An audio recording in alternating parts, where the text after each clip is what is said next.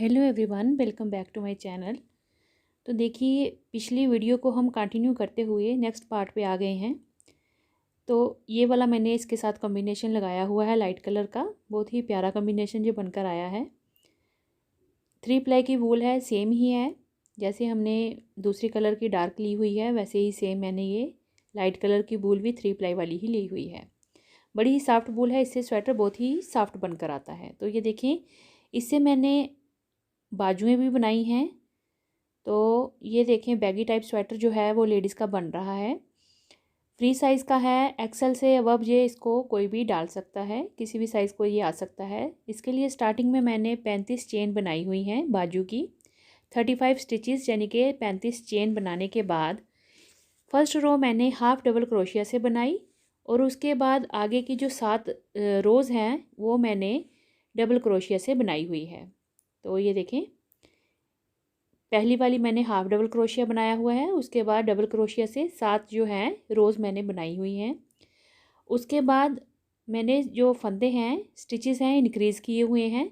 वो 2 मैंने रोज़ बनाई, उसमें हमने इसको इनक्रीज़ किया। 3 इंच का बॉर्डर मैंने सेम बनाया है जैसे मैंने फ्रंट और बैक पेज का बनाया हुआ है स्वेटर का, वैसे ही मैंने इसका बॉर्डर सेम रखा है। और ये कफ टाइप बनेगा, यानी कि आगे से ये जो बाजू है वो टाइट बनेगी इस तरह से, और जो पीछे बाजू है वो पूरी खुली खुली सी बनेगी जो कि पूरी बैगी वाली लुक देगी। तो कफ का जो 35 फंदों के बाद जो चौड़ाई आ रही है वो 3.5 इंच एक तरफ से है, यानी कि ये टोटल 7 इंच हमारी चौड़ाई इसकी बॉर्डर की बनी है। तो जो लंबाई मैंने इसको बताया है वो मैंने इसकी बता दी है आपको। 3 इंच मैंने इसको लंबा रखा हुआ है बॉर्डर को।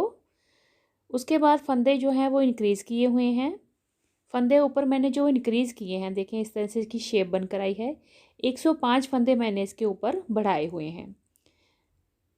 देखें, 2 रोज़ मैंने बनाई थी जिसके अंदर मैंने फंदों को इंक्रीज़ करते हुए 105 इसके स्टिचेस तैयार कर लिए थे।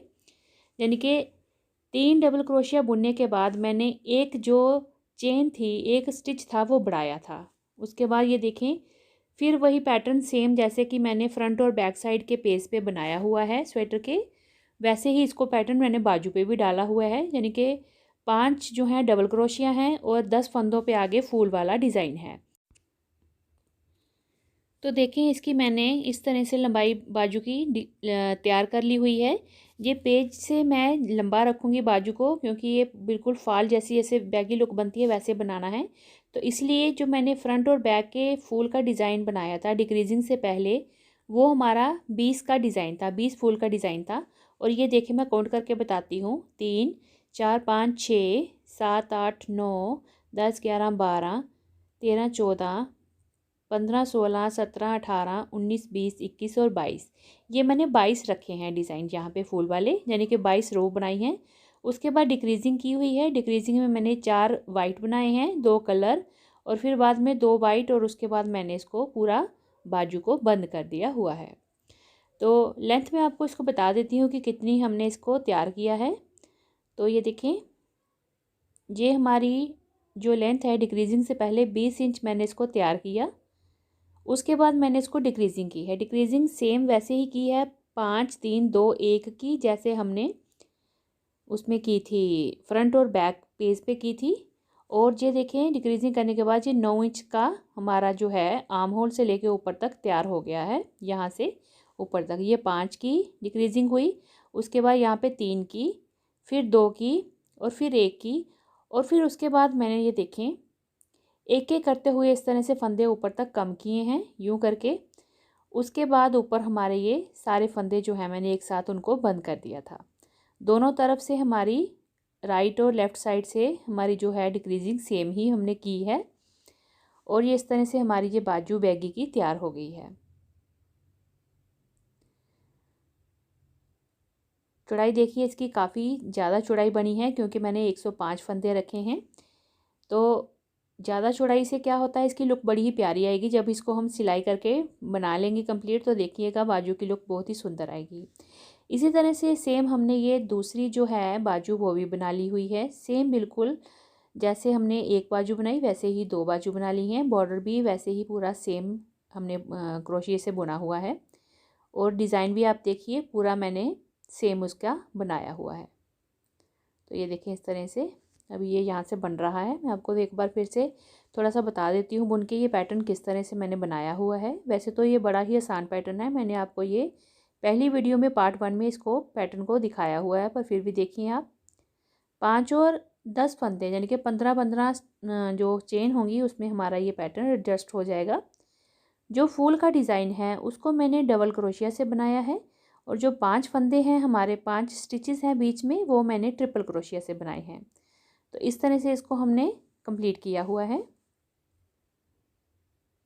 तो ये देखें जब आप डार्क में लाइट कलर लगाते हैं तो उसके साथ बड़ा ही प्यारा कॉम्बिनेशन आता है। और इसको मैंने वैसे भी ऊपर की तरफ जो है वो कॉम्बिनेशन में बनाया हुआ है, नीचे से बिल्कुल प्लेन रखा है जिससे बैगी की एक अलग ही लुक आती है। आजकल ट्रेंडिंग में ऐसे ही डिज़ाइन आ रहे हैं तो इसीलिए मैंने इसको इस तरह से बनाया। तो ये देखें मैंने इस तरह से इसको बना लिया। 5 डबल क्रोशिया बनाने हैं, उसके बाद एक चेन और फिर 5 डबल क्रोशिया बना के हमने ये फूल को तैयार करना है। इस तरह से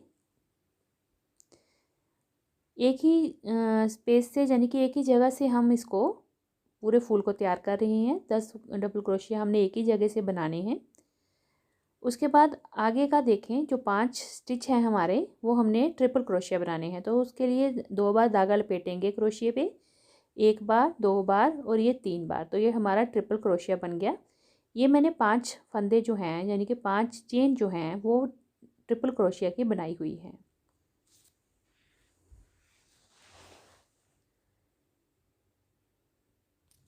अगर आप इस स्वेटर को लार्ज साइज़ या मीडियम साइज़ के लिए बना रहे हैं तो सिर्फ आप क्या करें कि बॉर्डर के फंदे जो हैं वो 10 से 12 फंदे जो हैं वो कम रख लीजिए। बाकी जो बैगी के ऊपर रहेगा वो सेम ही रहेगा पैटर्न। और जो बाजू का रहेगा उसमें भी आप स्टार्टिंग में जो बॉर्डर मैंने 35 फंदों से बनाया है वो आप 30 से बना लीजिए अगर आप लार्ज साइज़ के लिए या मीडियम साइज़ के लिए बना रहे हैं। उसके बाद ऊपर से फंदे 105 मैंने रखे हैं बाजू के, आप चाहें तो 100 तक रख लीजिए या 95 तक रख सकते हैं। क्योंकि बैगी है तो फिर बाजू अगर खुली नहीं होंगी अच्छी सी तो सुंदर नहीं लगेगा वो डिज़ाइन। तो इसीलिए आप ये लार्ज और मीडियम वालों के लिए भी बना सकते हैं। तो ये देखें टोटल मैंने लास्ट में इस तरह से इसको बंद किया हुआ है। लास्ट में देखें इस तरह से कितने फंदे हमने बंद किए। तो ये 22 का डिज़ाइन मैंने बनाया और उसके बाद 4, 23, 24, 25, 26, 27, 28 और 29 और 30 पे मैंने इसको बंद कर दिया है। तो ये देखिए इस तरह से एक एक को हमने बंद करते हुए गए और मैं इसको भी कंप्लीट कर लूँगी जैसे ये मैंने यहाँ पे कंप्लीट किया है। तो ये लास्ट में देखें 2, 3, 4, 5, 6, 7, 8, 9, 10, 11, 12, 13, 14, 15, 16, 17, 18, 19, 20, 21, 22, 23, 24 फंदे लास्ट में स्टिचेस बचे थे तो मैंने उनको छोड़ के पूरा ही उनको सिंगल क्रोशिया बुनते हुए बंद कर दिए। जब आपके इतने 20 से 22 या 24 तक फंदे बच जाएँ, स्टिचेस बच जाएँ ऊपर, तो आपने उनको फिर बंद कर देना है। तो इससे ऊपर जब हम इसको पेज के साथ शोल्डर को जब जोड़ते हैं ना तब हमारी यहाँ पे बहुत अच्छी गोलाई आती है। इस तरह से अगर आप फंदों को ऊपर ज़्यादा रख के बंद करेंगे तो पूरी इसकी जो लेंथ तैयार हुई है ओवरऑल, तो ये देखें 25 इंच इसकी मैंने लंबाई रखी है बाजू की। ये काफ़ी स्ट्रेचेबल है, खुला खुला सा बनाया हुआ है। तो ये बिना खींचे हुए 25 इंच को मैंने तैयार किया हुआ है। तो ये दोनों बाजू हमारी हो गई हैं रेडी। नेक्स्ट जो हमारी वीडियो रहेगी उसमें हम आगे का सारा इसका पार्ट देखेंगे और फाइनल इसकी लुक भी देखेंगे। तो मिलते हैं अगली वीडियो में, तब तक के लिए थैंक यू, बाय बाय।